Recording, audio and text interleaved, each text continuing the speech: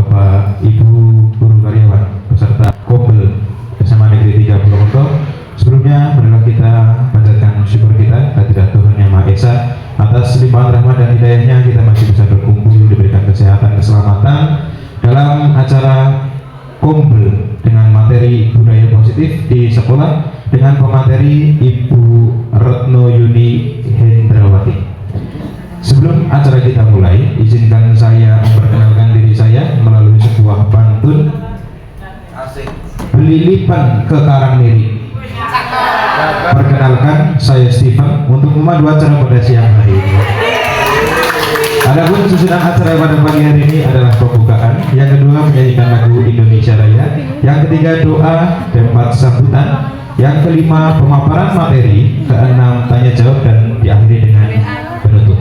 Baik Bapak Ibu, untuk menyingkat waktu, acara yang pertama adalah pembukaan. Bagi Bapak dan Ibu yang beragama non-muslim untuk bisa menyesuaikan. Bagi Bapak Ibu yang beragama muslim, marilah kita buka acara pada siang hari ini dengan bacaan basmalah bersama-sama. Bismillahirrahmanirrahim. Berikut acara kedua menyanyikan lagu Indonesia Raya kepada petugas Bapak Fetri Nuranto. Dipersilakan untuk maju ke depan, dan bagi Bapak Ibu dimohon berdiri. Semangat, Merdeka.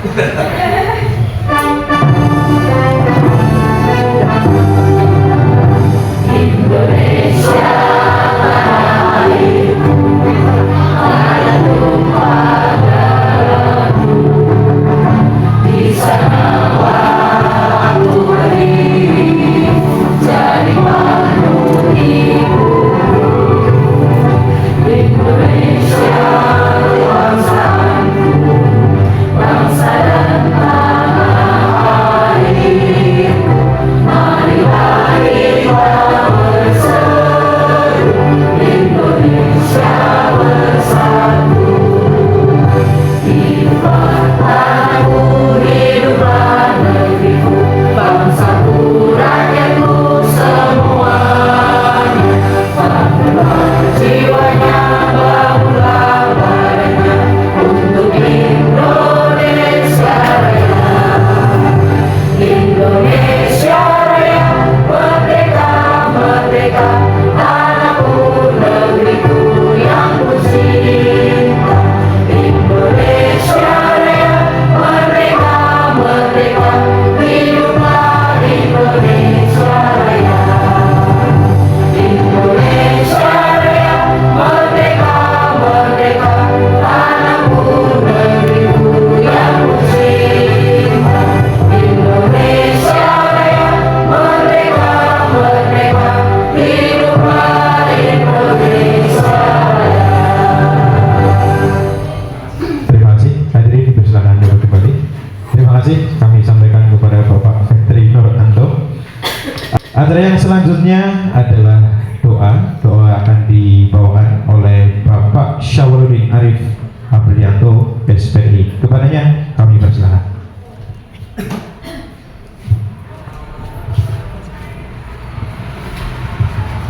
Bismillahirrahmanirrahim. Assalamualaikum warahmatullahi wabarakatuh. Marilah Bapak Ibu, sebelum kita melangkah ke acara selanjutnya, kita berdoa kepada Tuhan Yang Maha Kuasa, Allah Subhanahu wa Ta'ala, supaya acara pada kesempatan pagi hari ini bisa berjalan dengan lancar, sukses, dan memberikan manfaat khususnya bagi dunia pendidikan di Indonesia, terkhusus lagi bagi sekolah kita tercinta SMA Negeri 3 Purwokerto. Benar, subhanaka rabbika rabbil izzati amma yasifun, wassalamun alal mursalin, walhamdulillahi rabbil alamin. Sekian, assalamualaikum warahmatullahi wabarakatuh.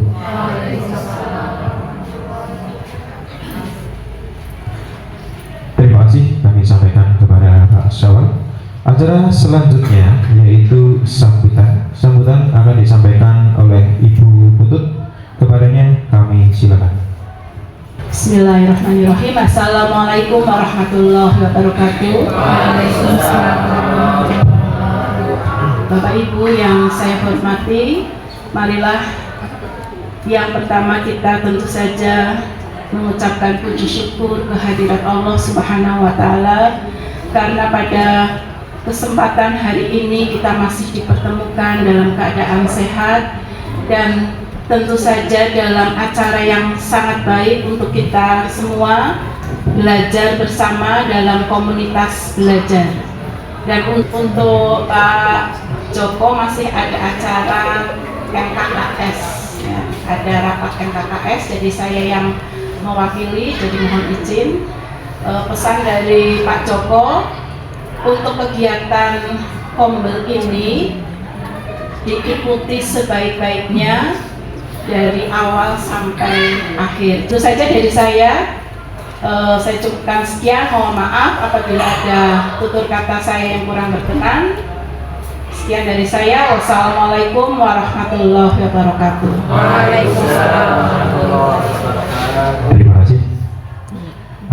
Baik Bapak Ibu, kita lanjutkan materi, kita lanjutkan acara ke pemaparan materi. Perlu diinformasikan kembali bahwa materi kali ini bertema budaya positif di sekolah. Untuk materi sesi pertama akan disampaikan oleh Ibu Reto. Kepadanya kami silakan.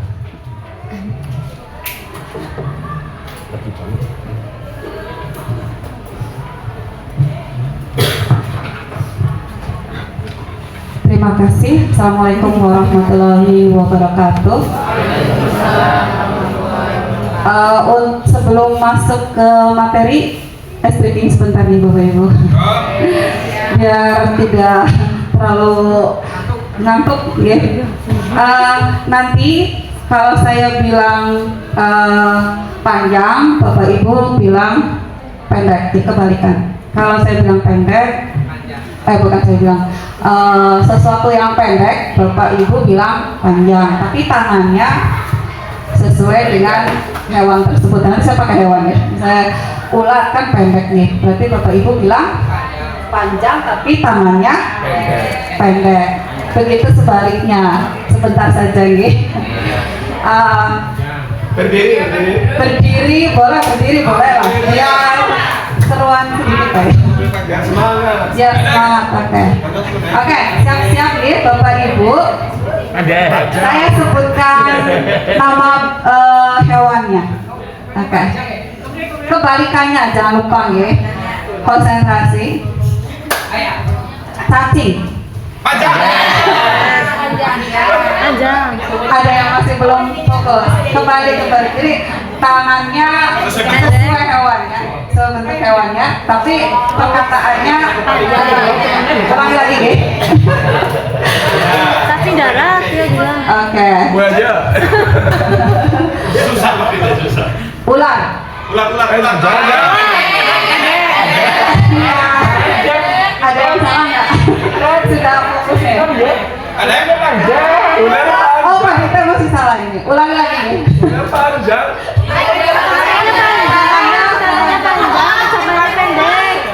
Oh, kebalik. Siap-siap lagi nih. Tangannya sesuai hewan berarti ya. Oh, tadi tapi ucapannya kebalikannya, tangannya sesuai bentuk hewan. Ulangi lagi. Kamera. Cicak. Cicak.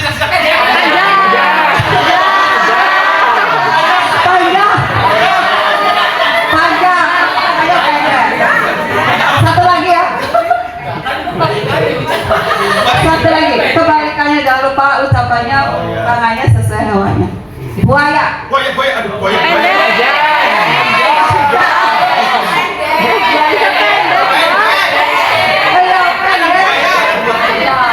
Buaya panjang kan? Tangannya panjang. Ya, tapi pendek. Satu kali lagi.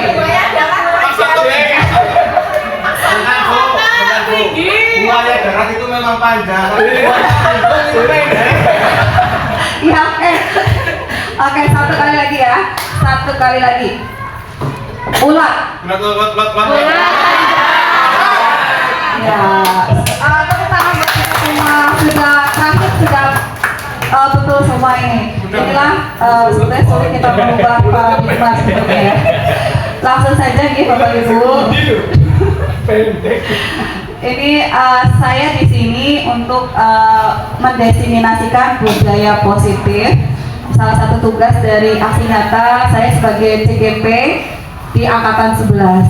Nah, ini saya tidak menggurui atau apapun nih Bapak Ibu, kita sharing-sharing saja. Nah, ini saya memaparkan sedikit pemahaman apa itu budaya positif. Apa sih pentingnya budaya positif di sekolah? Mungkin Bapak Ibu semua sebetulnya sudah melakukan budaya positif ya. Nah, ini budaya positif itu sangat penting untuk membentuk karakter murid-murid kita sesuai dengan kurikulum Merdeka nih, membentuk karakter profil pelajar Pancasila. Di sini, tapi kita harus memahami dulu sebelum kita bicara budaya positif, paling tidak kita tahu apa itu perubahan paradigma pembelajaran, kemudian disiplin positif dan nilai kebajikan universal, teori motivasi, hukuman, penghargaan dan restitusi, kebutuhan dasar manusia, keyakinan kelas, posisi kontrol guru dan segitiga restitusi. Ya, ini cukup banyak sebetulnya, tapi nanti kita bisa memahami konsep dasarnya. Nah, untuk perubahan paradigma pembelajaran, Bapak Ibu mungkin zaman dulu, kita kalau di pas belajar itu lebih ke guru sebagai pusatnya, dicantarlah. Nah, sekarang kita sudah berubah bahwa paradigma ini menggeser pendekatan yang tadinya berpusat pada guru, sekarang berpusat pada murid. Nah, itu. Kemudian apa sih disiplin positif? Nah, ini disiplin positif adalah bagian dari usaha kita untuk membudayakan budaya positif itu sendiri. Jadi ada di dalamnya gitu. Nah, apa sih disiplin positif itu? Yaitu menumbuhkan disiplin yang didorong dalam diri anak tanpa hukuman atau hadiah. Ada yang mau ini berbagi pengalaman bagaimana memperlakukan murid agar motivasinya bertambah? Mungkin dari Pak Rika, mungkin bagaimana Pak, untuk pernah tidak?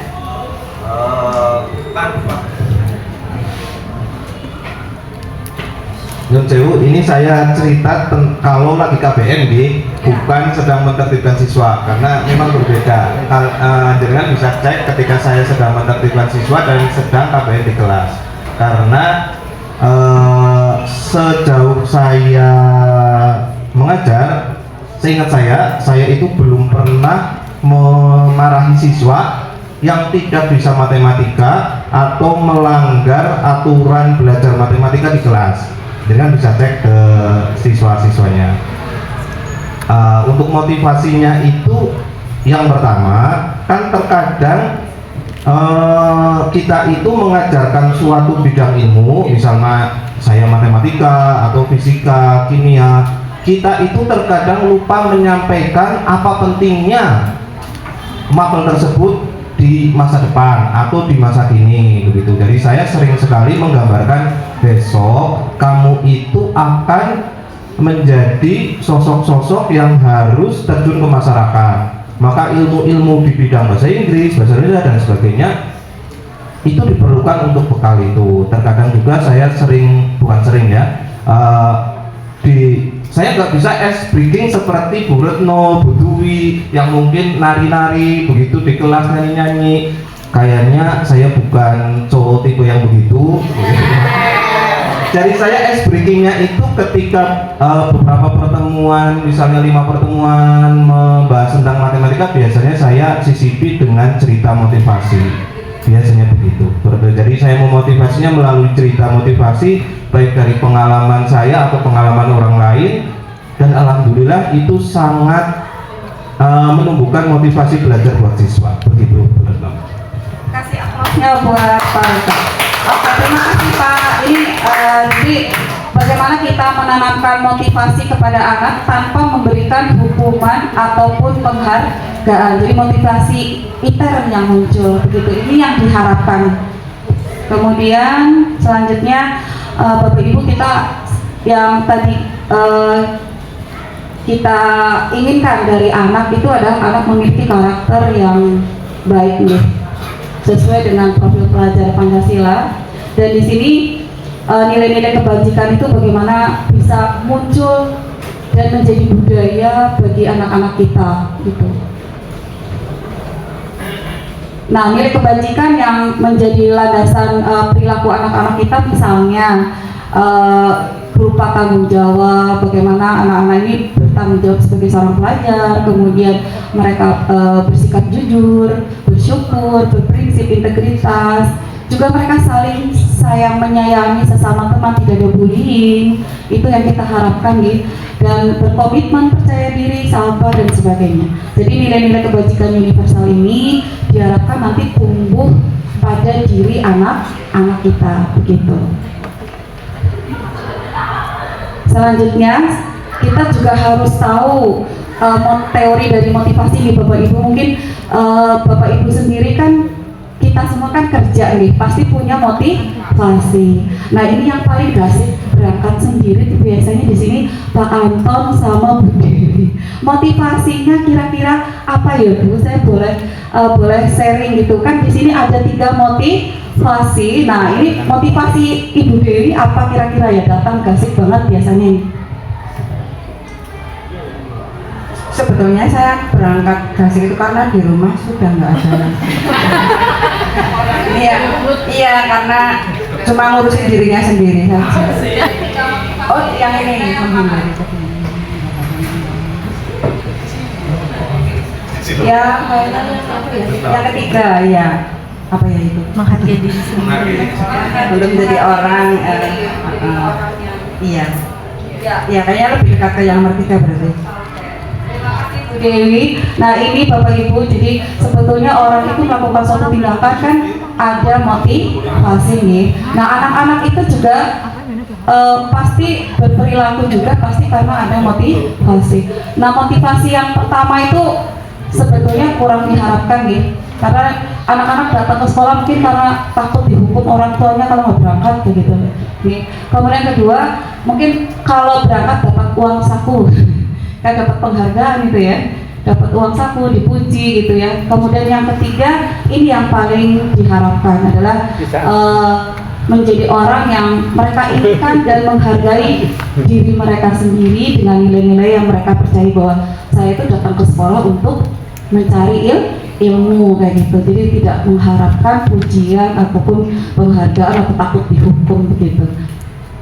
Berikutnya, nah kalau hukuman ini bukan hukuman ya, kadang di kita itu masih ada guru yang kadang kalau siswa melakukan kesalahan adalah langsung memberi hukuman tanpa siswa itu tahu hukuman apa sih yang akan diberikan. Jadi seperti mendadak gitu ya, misalnya silakan kamu membersihkan toilet, padahal dia hanya terlambat misalnya begitu.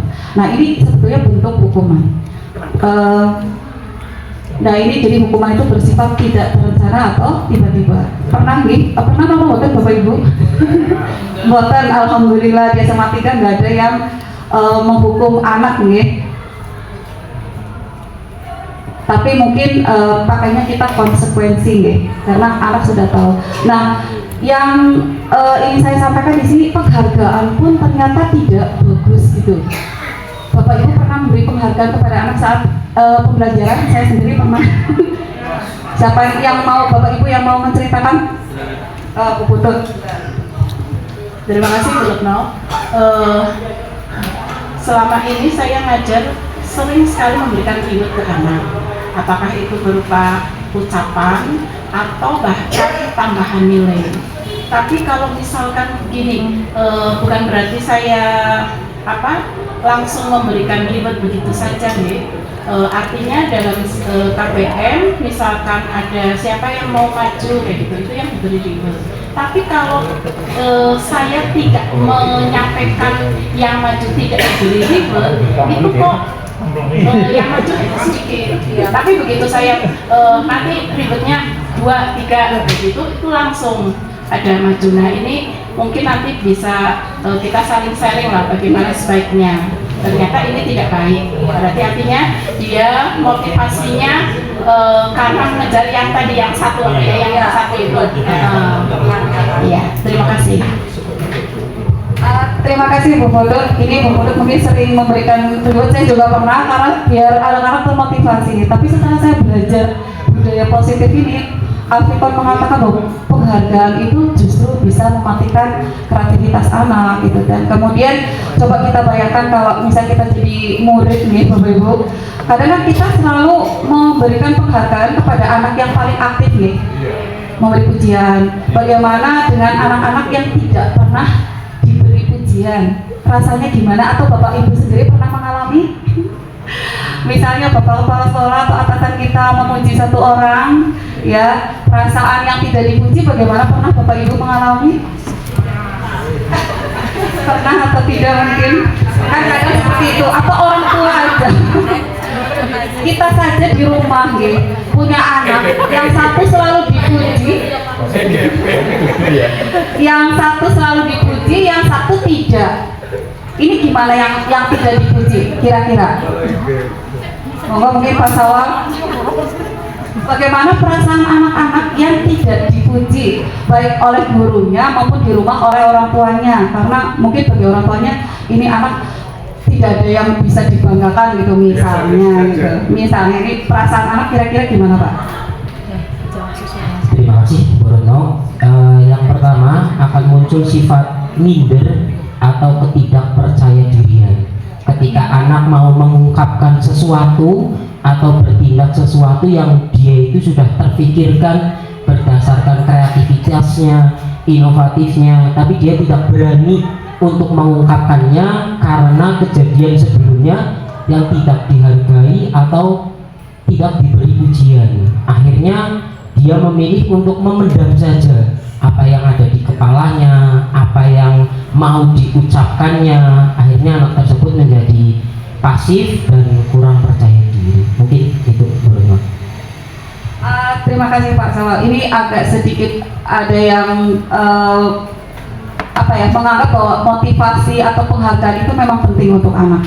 Tapi di sisi lain, Alfikon itu memandang bahwa motivasi itu juga kurang baik karena di sisi tadi anak akan terdorong untuk melakukan perbuatan itu hanya karena ingin penghargaan. Itu yang menjadi PR, memang berat ya, PR buat kita. Jadi bagaimana nanti kita harus menghargai semua murid kita atau anak-anak kita di rumah itu porsinya itu adil, katanya seperti itu. Kemarin waktu kita berdiskusi di elaborasi ya, jadi agak sedikit berbeda pendapat antara pentingnya penghargaan dan justru Alfikon mengatakan penghargaan itu justru kurang baik. Jadi ini tingkatan tinggi nih Bapak Ibu, bahwa anak melakukan sesuatu itu berdasarkan motivasi dari dirinya sendiri tanpa mengharapkan penghargaan dari orang lain. Ini tahapan tertinggi memang, tapi kalau untuk anak-anak masih kecil mungkin masih diterapkan reward begitu nggih. Tapi untuk kedepannya nanti setelah mereka dewasa diharapkan mereka melakukan sesuatu itu tidak mengharapkan penghargaan dari siapapun, tapi motivasi dari diri sendiri begitu.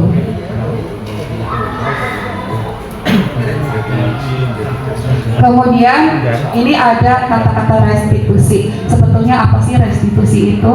Nah, ini adalah kalau kita kadang-kadang kelas pernah nih Bapak Ibu melihat siswa lagi diajar kok malah tidur gitu atau malah main HP atau apa gitu. Nah ini bagaimana nanti kita kalau misalnya menasehati langsung di kelas, memarahi dan sebagainya, rasanya anak-anak kira-kira gimana? Ada yang pernah memarahi anak di kelas ketika tertidur? Tidak. Apa yang Bapak Ibu lakukan? Mungkin Ibu PK pernah di kelas menemui murid yang tertidur, mungkin Ibu Cahya? Bu Widi?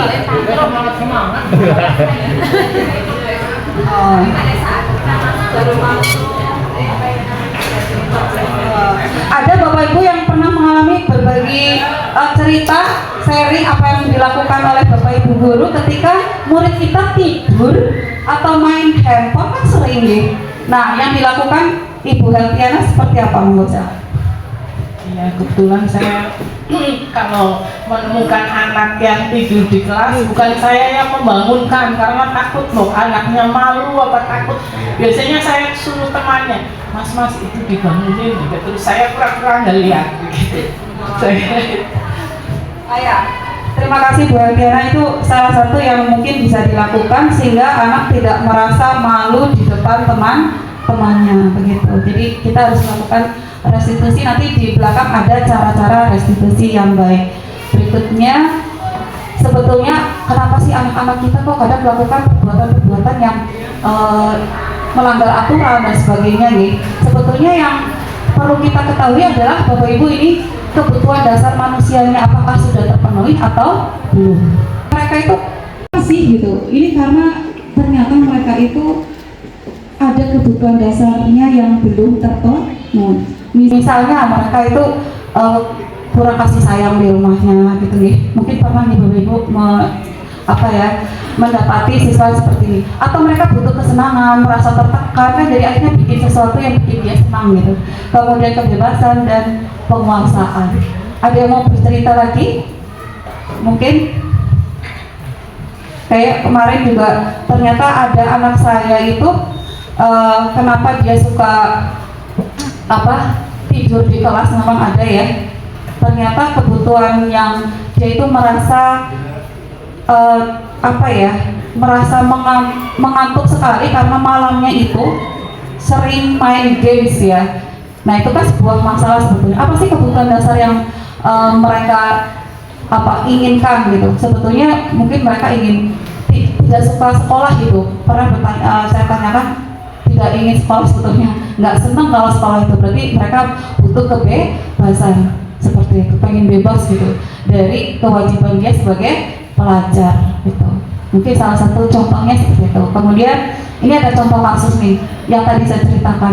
Kira-kira langkah apa yang harus dilakukan tadi Bu Hatiana adalah membangunkan oleh temannya, tidak langsung dimarahin gitu. Ada yang lain mungkin Bapak Ibu? Kalau Pak Rito diapakan Pak? Kalau di kelas saya nggak ada yang berani tidur. Oh, kalau di kelas yang Pak Rito nggak berani tidur loh, bagus. Ngantuk pun melek gitu ya. Ada yang lain Bapak Ibu mungkin di kelas pernah tidur itu anaknya diapakan selain Bu Hatiana tadi tetap dibangunkan atau malah disuruh tidur sampai selesai pelajaran? Iya, kalau saya seperti itu. Oh, kalau kasihan ya Pak, sampai habis waktunya tidur sampai bikin peta katanya. Ya, itu teknik tergantung Bapak Ibu guru yang memperlakukannya nanti selanjutnya, tapi tetap harus ada tindakan dari kita ya. Selanjutnya adalah bagaimana sih kita menumbuhkan budaya positif ini, yaitu dengan membuat keyakinan kelas. Apa sih keyakinan kelas? Mungkin Bapak Ibu ada yang sudah membuat keyakinan kelas? Kesepakatan kelas sedikit membantu juga ini ya untuk disiplin positif. Berbeda nih Bapak Ibu antara keyakinan kelas sama kesepakatan kelas. Tadi kalau kesepakatan kelas adalah kesepakatan yang dibuat antara guru dengan murid ketika pembelajaran saat itu. Tapi kalau keyakinan kelas adalah keyakinan yang dibuat atau disepakati oleh guru dan siswanya di kelas itu, biasanya wali kelas, untuk dijalankan bersama-sama selama di kelas itu. Ada yang sudah buat atau belum? Yang sudah buat simpen nih? Ada? Bu Nana sudah membuat keyakinan kelas? Tahun yang lalu. Oh iya, tahun ini belum nih. Sertifikatnya udah keluar atau begitu? Nanti bisa dibuat lagi nih Ibu Diana untuk keyakinan kelasnya. Ya, jadi untuk menumbuhkan nilai-nilai kebajikan universal anak-anak kita sebetulnya. Langsung saja. Nah, ini contoh kemarin saya membuat keyakinan kelas. Nah, ini saya sedang menjelaskan pentingnya keyakinan kelas dulu biar mereka tuh paham gitu, apa sih, ngapain sih bikin keyakinan kelas gitu ya. Saya menjelaskan dulu. Nah, ini nanti saya meminta anak-anak menuliskan nilai-nilai kebajikan yang akan disepakati. Satu anak itu satu. Saya pakai sticky mark gitu, nanti dibagikan satu persatu.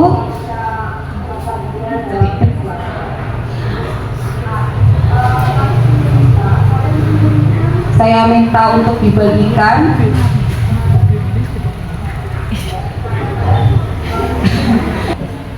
Misalnya lewat sini aja Bu ya, biar bisa diatur.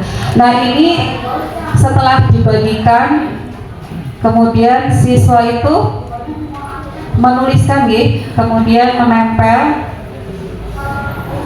Ini nanti anak-anak menempelkan apa yang sudah dituliskan, dikumpulkan jadi satu Kan nilai-nilainya itu nanti banyak macamnya dan ada nilai-nilai yang sama gitu.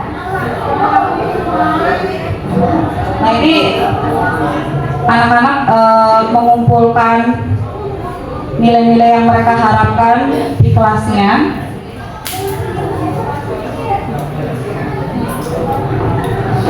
Saya percepat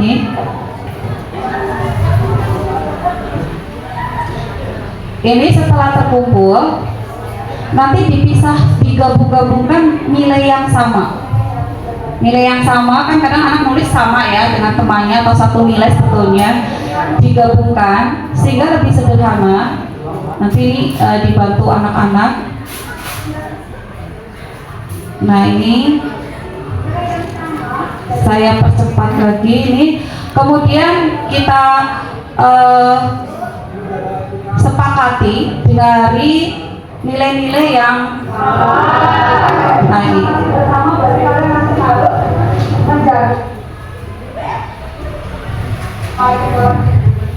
Ini ya, ternyata ngulang. Nah ini disepakati secara bersama-sama oleh wali kelas dan siswanya gitu.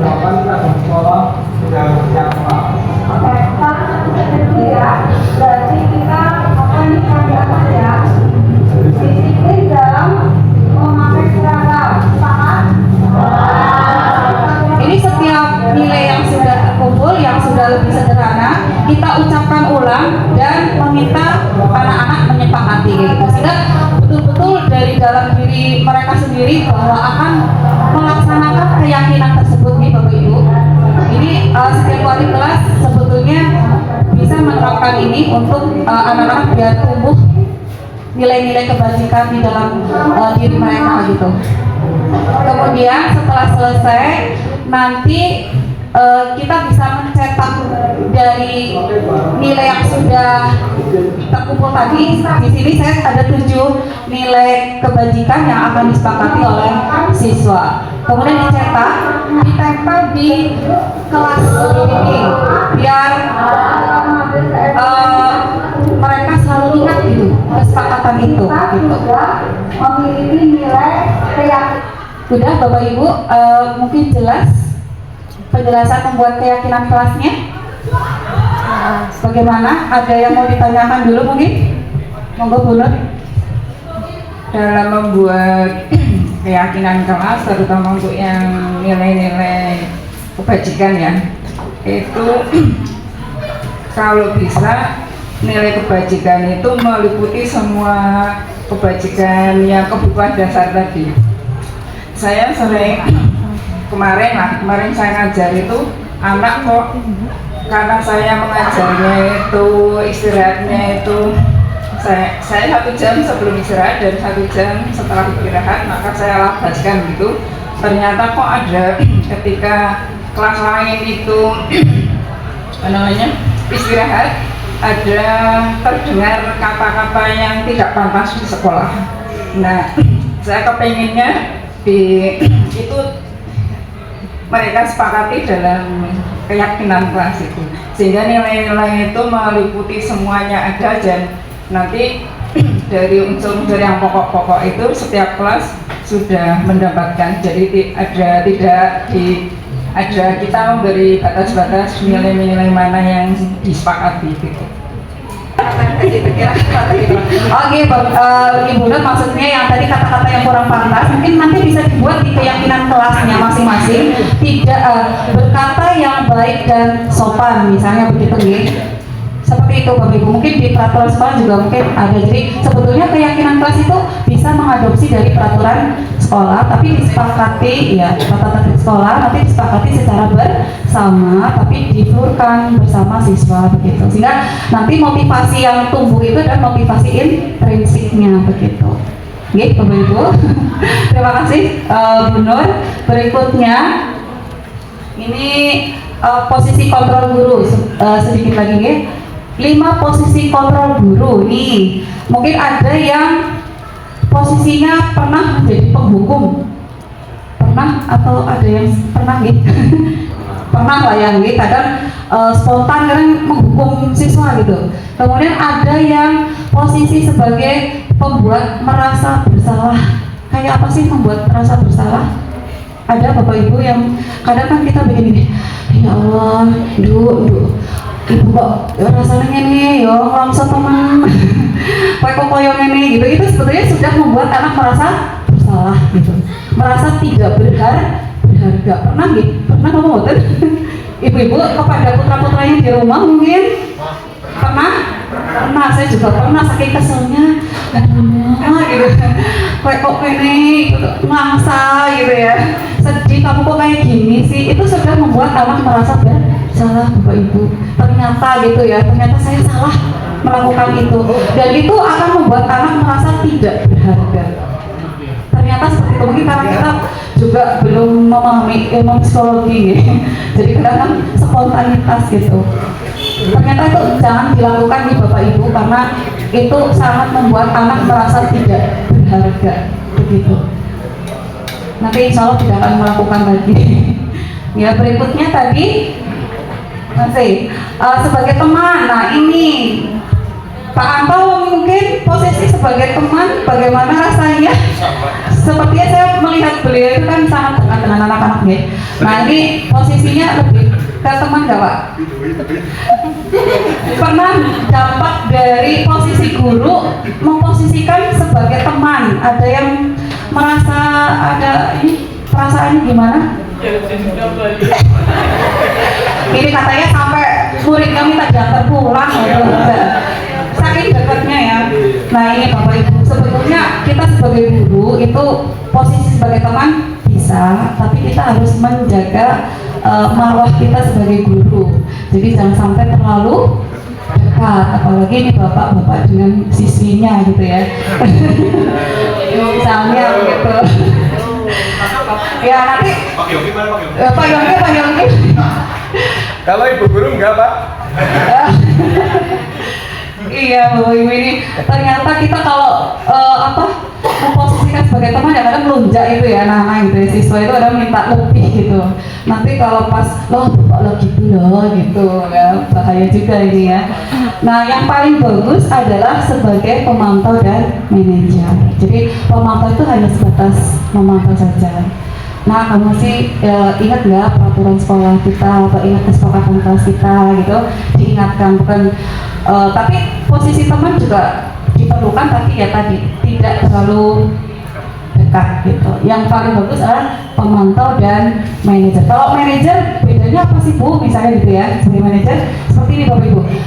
Kalau kita mendapati anak yang melakukan kesalahan, itu kita mencoba untuk menggali pemikiran mereka untuk mengeluarkan solusinya sendiri gitu. Tadi kan ngantuk ya Bapak Ibu, contoh saya tadi kan ngantuk ya. Nah coba kalau kamu di kelas biar nggak ngantuk itu kamu harus bagaimana? Nah ini posisinya sebagai manajer, jadi tidak menyuruh, tapi memberikan kesempatan, memberi kesempatan murid untuk mencari solusi sendiri, itu yang terbaik. Mudah-mudahan nanti bisa dilaksanakan sebagai posisi sebagai manajer. Jadi anak berpikir dan akhirnya dia akan melakukan itu dengan kesadaran sendiri karena tidak disuruh sih, ya mencari solusinya sendiri gitu. Berikutnya Bapak. Nah ini tadi sudah ya, ini penghukum. Next. Ini tidak ya, kita tidak jangan sampai menjadi posisi penghukum, ini rasa bersalah. Ini sebagai teman, contohnya main TikTok bareng. Saya kabarkan main TikTok bareng ini juga harus hati-hati nih Bapak Ibu. Kadang contohnya Ibu Guru ya. Contohnya Bu Guru main TikTok sama muridnya ini kadang juga apa ya, mungkin ada hal-hal negatif yang tidak terduga. Tapi anaknya ya kadang gampang itu tadi, melunjak itu tadi ya. Nah jadi kata-kata yang terakhir, saya pikir itu teman saya, ternyata enggak, misalnya dia akhirnya tidak termotivasi lagi gitu. Berikutnya tadi sudah dijelaskan gitu, pemantau ini hanya memantau saja, peraturannya apa yang telah kamu lakukan, sanksi atau prosedurnya seperti apa gitu. Jadi maksudnya lebih lebih mengingatkan anak terhadap kesepakatannya atau keyakinannya atau peraturan sekolah yang ada gitu misalnya. Berikutnya yang manajer tadi sudah saya jelaskan juga. Nah ini, jadi dia memberikan kesempatan murid untuk mendapatkan solusinya sendiri untuk memecahkan permasalahannya sendiri.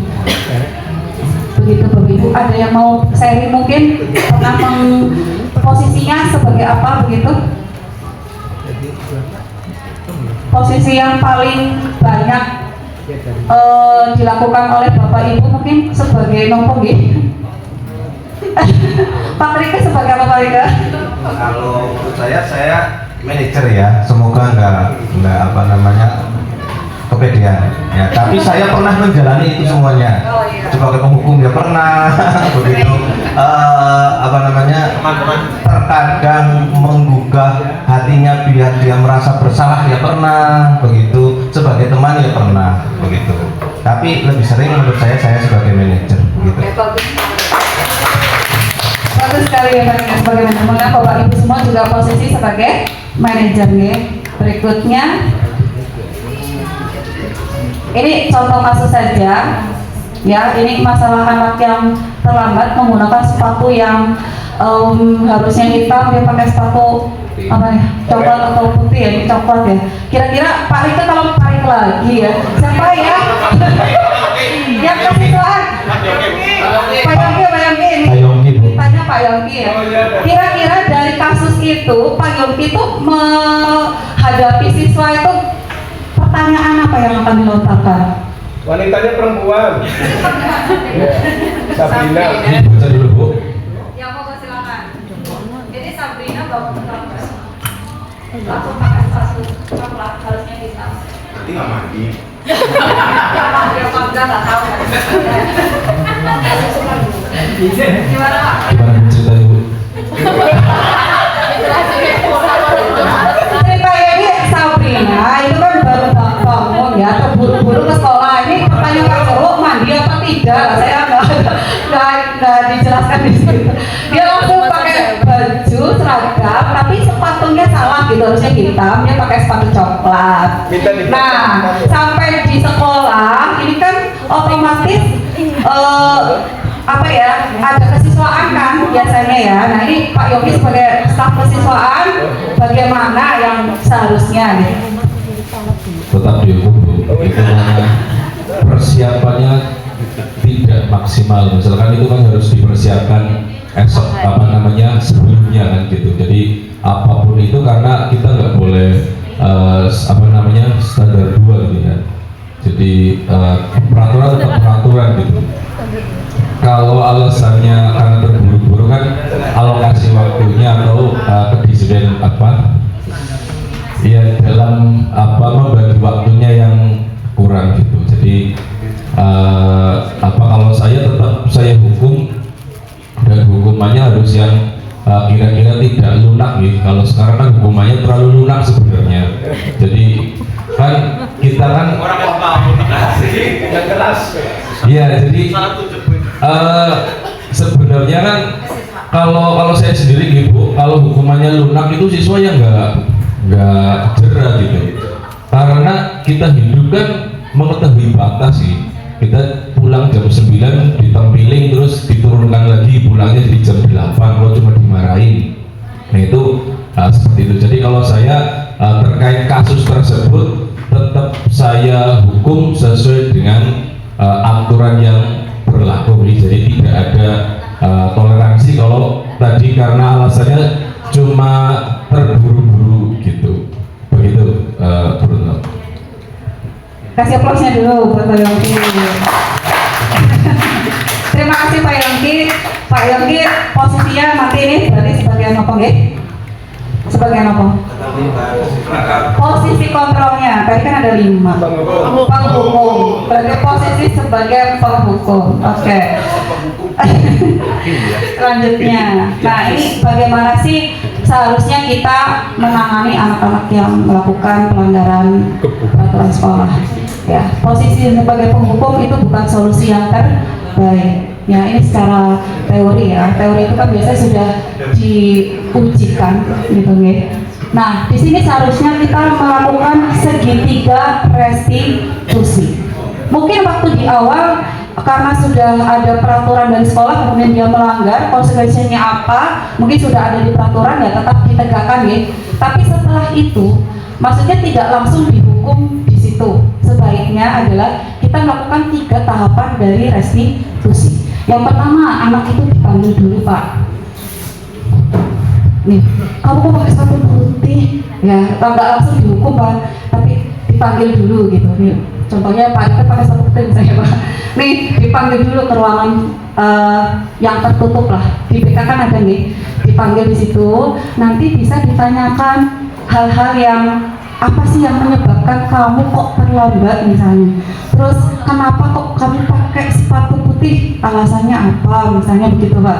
Jadi ada 3 tahapan restitusi. Yang pertama adalah menstabilkan identitasnya dulu. Kadang kan anak takut nih, datuk-datuk dimarahin Pak Yogi gitu kan, deg-degan, wis maras, lagi dilepol gitu kan.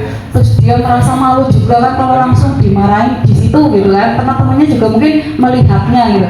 Nah ini sebaiknya tidak dilakukan, tapi udah suruh masuk dulu ke kelas, nggak apa-apa Bapak Ibu. Terus nanti dipanggil Pak, dipanggil khusus di ruang tertutup yang di BK itu kan bisa dilakukan nih. Kemudian ditanyakan untuk menstabilkan identitas tuh untuk menenangkan anaknya dulu. Sebetulnya ini teori psikologis ini ya. Jadi biar anaknya itu tidak takut gitu, biar mereka mau menceritakan kenapa dia melakukan sebuah kesalahan gitu. Jadi, nak kamu kok kenapa pakai sepatu putih gitu kan? Ini hari apa gitu? Hari Senin gitu misalnya gitu kan? Kan kalau kita agak meloloh apa sih namanya ya? Agak lunak, anaknya itu mau cerita gitu. Misalnya ini masalah sepatu putih, belum masalah-masalah yang lain. Kalau kita sudah sikapnya garang duluan, itu anak nggak mau cerita yang sesungguhnya. Mungkin sebetulnya sepatunya itu rusak loh Pak, atau sepatunya itu hilang gitu, dia asal ngambil misalnya gitu. Jadi yang pertama adalah menstabilkan identitasnya dulu, agar anaknya tidak takut gitu, karena takut duluan nggak mau cerita apa-apa. Nah tahap kedua adalah validasi tindakan yang salah. Nah ini memvalidasi. Nah kamu kan tadi udah pakai sepatu putih ya. Nah ini validasi, menanyakan alasannya tadi. Tadi menstabilkan identitasnya. Misalnya gini, saya ini lagi ya. Nah semua orang itu pernah melakukan kesalahan. Bapak juga dulu pernah loh. Pernah nggak kayak gitu? Pernah nggak pakai sepatu melanggar aturan atau apa gitu? Pernah. Nah itu cara untuk menstabilkan identitas anak itu pertama, semua orang pasti pernah melakukan kesalahan. Begitu juga dengan bapak loh. Bapak dulu malah lebih bejat dari kamu gitu. Misalnya gitu Pak ya, boleh kayak gitu. Saya lebih bandel dari kamu sebetulnya. Tapi nak gitu ya, ada pakai tapinya gitu. Tapi nak gitu ya, kamu kan sekarang lagi sebagai pelajar, bla bla bla gitu lah, istilahnya begitu lah. Kemudian mau validasinya baru menanyakan alasannya, kenapa sih gitu, kenapa sih kok kamu pakai putih? Mungkin ya, kadang kan kita langsung marah gitu kan, anak tidur tuh kok tidur di kelas bla bla bla gitu. Padahal anaknya itu bantu orang tuanya jualan di pasar, misalnya pagi-pagi ngantor dulu sampai dia nggak bisa tidur atau apa gitu nih. Karena itu yang jarang kita tanyakan. Kemudian tahap yang ketiga baru menanyakan keyakinan yang sudah disepakati. Kan kita di kelas sudah bikin keyakinan kelas tadi gitu. Nah kesepakatan kelas kita apa nah tadi? Kesepakatannya salah satunya menggunakan seragam sesuai peraturan sekolah. Nanti ditanya gitu. Baru setelah itu mereka membuat apa ya namanya, janji dalam dirinya sendiri untuk tidak melakukan atau tidak melanggar peraturan sekolah. Dengan cara apa? Kita bisa memberikan kayak tadi, memberi kesempatan anak untuk mencari solusinya. Kayak tadi Sabrina kan pakai putih karena buru-buru bangun. Sabrina, kalau gitu kamu biar nggak kayak gitu tuh gimana caranya gitu. Kita bisa menanyakan seperti itu. Nanti Sabrina kan berpikir, berarti aku harus bangun lebih kasih. Berarti aku harus nyiapin sepatu gitu kan, gitu Bapak Ibu.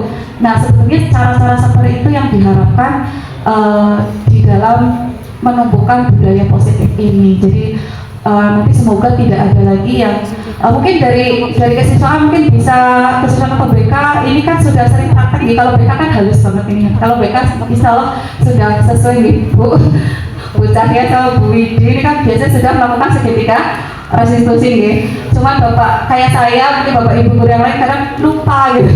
Marah ya langsung marah gitu, tidak menanyakan alasannya terlebih dahulu gitu, dan tidak melakukan tindak lanjut. Nah ini Pak Jarwo, kalau yang tadi tidur dibiarkan sampai selesai terus besoknya dipanggil apa dibiarkan saja lagi? Besoknya masih diberi kesempatan tidur lagi. Satu kali. Biasanya malah justru dulu saya semacam menghukum anak apa ya, karena anak tidur, karena pelajaran saya jam terakhir sengaja nggak usah dibangunkan, jadi kita selesai berdoa ulang, anak ditinggal, biarkan tidur terus. Kalau dulu itu hanya satu kali, terus berikutnya lagi tidur lagi juga saya biarkan lagi. Ketiga kalinya baru dilakukan proses pemanggilan, ditanyakan alasannya kenapa kamu kalau itu pelajaran saya selalu tertidur, atau apakah kelelahan otak atau karena lelah fisik gitu. Dulu kami tanyakan seperti itu Bu. Dan jawaban anak macam-macam karena kita tidak bisa menelusuri sampai sejauh mana kan itu. Jadi kadang jawabannya logis, kadang jawabannya tidak logis. Nah, yang jawabannya tidak logis biasanya diberi sanksi begitu Bu. Buat Pak Jarwo ini sudah melaksanakan restitusi nih, jadi tidak langsung menghukum anak itu sebetulnya. Sebenarnya kita semua sudah melakukan restitusi sebenarnya dalam mengatasi siswa yang melanggar peraturan sekolah. Berikutnya, terakhir, ini sudah langsung saja tadi sudah langsung dijelaskan. Next lagi ini mau validasi dan seterusnya. Ini contoh kasus anak saya tadi, nggak usah Pak, langsung saja terakhir. Bapak Ibu dulu stop. Ini kemarin saya membuat segitiga restitusi nih dalam sebuah video. Selanjutnya ini dilewati saja, langsung ke ini Bapak Ibu. Kita sudah mungkin sudah paham ya dengan budaya, bagaimana kita menerapkan budaya positif. Dari apa yang saya paparkan, mungkin ada Bapak Ibu yang ingin bertanya terlebih dahulu untuk terakhir kalinya ini sebelum saya tutup karena waktunya sudah habis nih. Ada yang mau menanyakan Bapak Ibu tentang disiplin positif? Boleh juga, atau budaya positif? Enggak Pak, ini soalnya biar terdengar di video. Terima kasih. Ada beberapa yang ditanyakan. Yang pertama keterkaitan dengan keyakinan kelas Ibu. Untuk keyakinan kelas itu yang berhak membuat itu setiap guru mata pelajaran atau yang lain sebagai wali kelas misalkan. Kenapa? Karena sebagai guru mata pelajaran kami sudah membuat yang namanya kesepakatan kelas itu.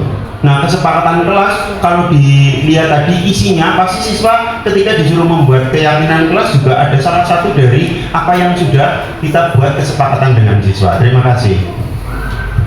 Terima kasih pertanyaannya Pak Jarwo. Saya jawab singkat saja nggih.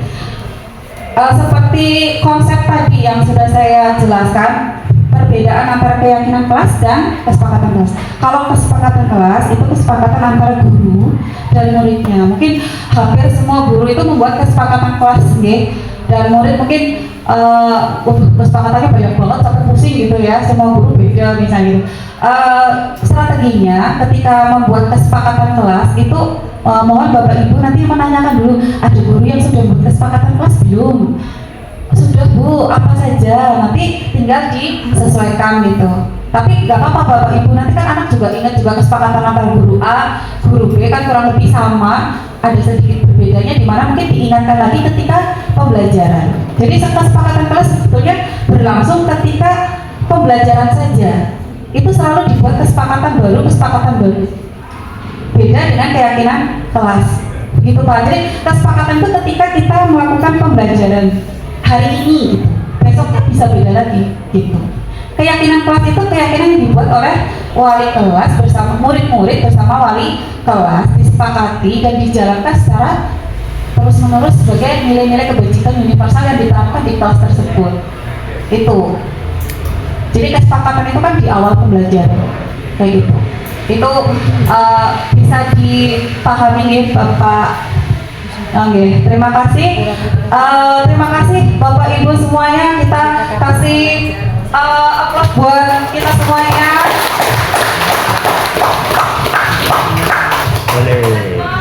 Ada yang nambah Bu? Mau bertanya? Ya boleh nih Bapak Ibu.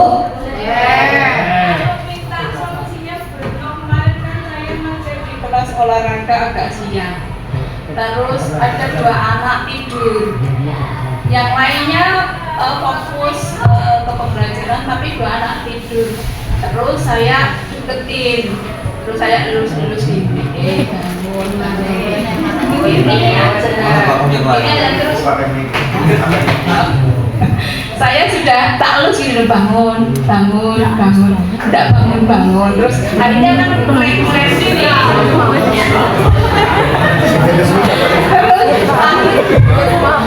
Akhirnya kan saya berikan solusi, sudah sana kamu cuci muka biar segar. Tapi anaknya nggak mau, tetap duduk di tempat tetapi sambil meremut gitu. Nah ini solusinya gimana Bu? Terima kasih Bu Diana. Mungkin saya juga pernah seperti ini ya. Berdasarkan apa yang sudah saya pelajari, nah ini yang memang berat Bapak Ibu. Ketika anak seperti itu udah Bu, biarkan saja dulu. Seperti kayak Pak Jarwo itu tekniknya sudah bagus ya, biarkan saja dulu nggak apa-apa. Tapi nanti dipanggil Ibu, dipanggil secara pribadi. Nanti ditanya secara baik-baik, tadi menggunakan segitiga restitusi. Segitiga restitusi tidak harus bertahap urut gitu nggih, sekondisional aja. Boleh ngacak gitu, maksudnya tidak harus menstabilkan identitas dulu. Kalau anaknya pede-pede aja nggak usah distabilkan juga nggak masalah gitu, karena anaknya nggak merasa down gitu kan ada anak yang seperti itu. Kalau anaknya down merasa gimana baru stabilkan dulu, tapi kalau enggak ya nggak usah aja, langsung tanya alasannya apa, terus bla-bla kayak sampai tadi Bu, kira-kira kamu biar nggak tidur di kelas tuh gimana Mas? Nanti harus ditanyakan dulu keyakinan kelasnya dia, tanggung jawabnya dia sebagai pelajar ya. Seperti ibu BK ini biasa menangani anak seperti itu, jadi ditanya dulu alasannya. Tapi harus apa ya, berdua, maksudnya dipanggil langsung dan tidak ada yang tahu istilahnya, jangan di kelas gitu. Begitu Bu, nanti insya Allah anaknya sadar Bu. Nah meskipun nanti ya mungkin perlahan gitu, nggak langsung besoknya berubah 100% ya mungkin tidak, tapi paling tidak kalau kita sering, nanti kalau dia begitu lagi boleh dipanggil lagi, kok kamu masih seperti ini, kenapa ya Mas gitu, dengan lembut lah Bu. Terus nanti mungkin karena apa, anak ini ada kebutuhan yang tidak tercukupi tadi. Ada Bapak, ya Allah, selamat siang Pak, mohon maaf saya tidak sadar. Saya lanjut nih Pak, saya rugi sampai tidak sadar. Jadi kayak gitu Ibu Juliana, jadi bisa seperti itu. Nanti kalau dia mengulangi lagi ya dipanggil lagi saja, tapi secara itu menggunakan segitiga restitusi. Begitu Bapak Ibu, karena waktu yang sudah berakhir, sudah mepet juga ini, saya ucapkan banyak terima kasih. Tapi sebelumnya 3 menit saya mohon untuk mengisi umpan balik, hanya 3 singkat saja, 3 pertanyaan ya. Saya share di ini apa ya Bapak Ibu, di grup saja ya. Mengingat waktu yang sangat sempit, tapi mohon untuk dijawab 3-tiganya nih, karena ini sebagai umpan balik saya. Terima kasih Bapak Ibu semuanya yang sudah berkenan hadir di acara diseminasi budaya positif. Mohon maaf apabila ada tutur kata yang kurang berkenan dari saya. Sekali lagi terima kasih. Saya tutup. Wassalamualaikum warahmatullahi wabarakatuh. Berikan aplaus untuk